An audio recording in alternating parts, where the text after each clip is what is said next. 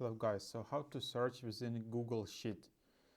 So in order to do that on Mac you just need to press Command F, or you can just go to Edit and then click Find and Replace. So let's just press Command F. So this way you can find anything in your Google Sheet. So if I type Jane, I will find the row and it will be highlighted. Then if I click here, I can replace it. So let's just replace Jane with Greg. You can also select if you want to search on all sheets, only this sheet or specific range.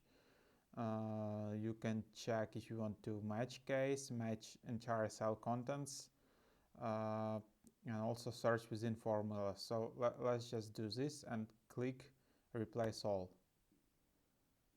Replaced one instance of Jane with Greg. So that's how it works. And that's basically on this very simple example. This is how you search within Google Sheet, and this is how you find and replace within Google Sheet. It's really handy. Thanks for watching.